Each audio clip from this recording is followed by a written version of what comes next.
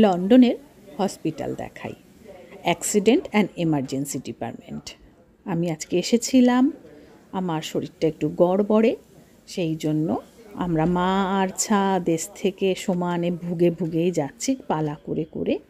Emergency ডিপার্টমেন্টে এসে আমি বসে রয়েছি। ওই দেখো কিছু টুকটাক খাবারের মেশিন আছে, বসে বসে যখন হাঁপিয়ে যাবে তখন খেয়ে নেবে। এই যে আমার চাঁদপানা মুখটা, আমার নার্স দেখে নিয়েছে, তারপর ব্লাড নেওয়া হয়ে গেছে, ইউরিন নিয়েছে, আর ওই যে ট্যাগ লাগিয়ে বসিয়ে দিয়েছে।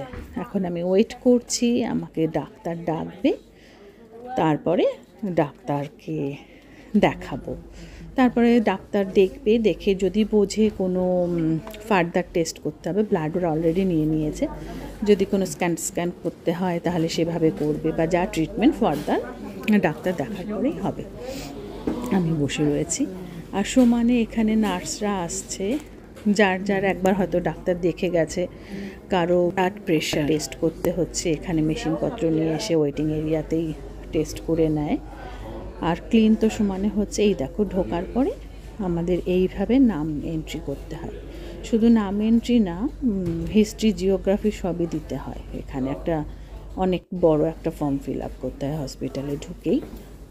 এমার্জেন্সি ডিপার্টমেন্টে ঢুকে তুমি কোথায় থাকো, তোমার অ্যাড্রেস থেকে আরম্ভ করে তোমার শরীরে কী প্রবলেম, তুমি বিদেশে মানে ইউকের বাইরের মধ্যে রিসেন্ট কোথাও গিয়েছিলে কি না, দিস দ্যাট অনেক কিছু ফিল আপ করতে হয়।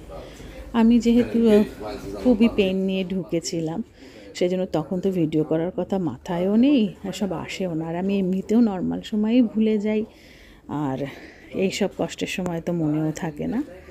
তো অনেকক্ষণ দেশেও যেরকম সময় লাগে এমার্জেন্সিতে গেলে, এখানেও লাগে, 5-6 ঘন্টা হাতে ধরে নিয়েই যেতে হয়। সেভাবেই গিয়েছিলাম। এখন আমার হয়ে গেছে ডাক্তার দেখান, আমি ফিরছি, তখন বসে বসে একটু ভেতরটা করেছিলাম, আর ফেরার সময় এই যে আমি করছি ভিডিওটা। আর এই যে যেটা দেখতে পাচ্ছ, এই এন্ট্রান্সটা হচ্ছে মেন বিল্ডিংয়ের, হসপিটাল মেন বিল্ডিং, আর সাইডে এই যে পাশে যেটা এখন, এদিকে হচ্ছে এমার্জেন্সি, অ্যাক্সিডেন্ট অ্যান্ড এমার্জেন্সির এই বিল্ডিংটা এই দিকে। বিশাল বড় হসপিটাল, এটা একটা ইউনিভার্সিটি হসপিটাল, স্বাভাবিকভাবে খুব বড় তো হবেই।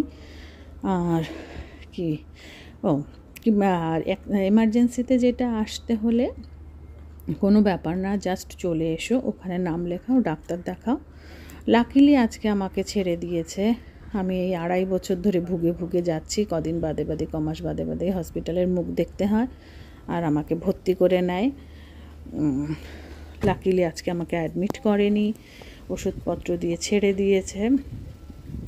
এই একটা মানে কি বলবো, বিদেশে থাকা লোকে যেরকমভাবে খুব ভালো, হ্যাঁ নিজেদেরও ভালো, খারাপ বলবো না, কিন্তু যেমন ভালো তেমন খারাপ। ওই যে সবসময় কথায় আছে না, যে নদীর এপারে কহে ছাড়িয়া নিঃশ্বাস, ওপারেতে সর্বসুখ আমার বিশ্বাস। সত্যিই তাই। এই যে যখন শরীর খারাপ হয় বা কোনো অসুবিধা হয়, তখন বোঝা যায় যে দেশে থাকা, নিজের লোকজনের কাছে থাকা কতটা সুবিধার। এই যে আমি যে কয়েকবার হসপিটালে ভর্তি হয়েছি বা আমার অপারেশন হলো, এটা একটা চিন্তার খুবই, যে আমার বাচ্চাটার কী হবে, কার কাছে থাকবে, কোথায় থাকবে। আর বাচ্চাটারও সেরকম চিন্তা থাকে যে মার কী হলো, ওর তো এখন একটা ভয় ঢুকে গেছে, ওর ভেতরে অ্যাংজাইটি কাজ করে। এই হচ্ছে জীবন। যাই হোক, আমার ডাক্তার দেখানো হয়ে গেছে, আজকে আর হসপিটালে রাখবে না, আমি এখন বাড়ি যাচ্ছি। ওষুধ দিয়ে দিয়েছে, থ্যাংক গড। এখন আমি এখান থেকে বাস ধরবো, তারপরে বাড়ি। টাটা। তোমরা কেউ অসুস্থ হয়েও না, আর আমরাও যেন আর অসুস্থ না হই, ঠাকুরের কাছে এটাই প্রার্থনা করি। সবাই ভালো থেকো, সুস্থ থেকো।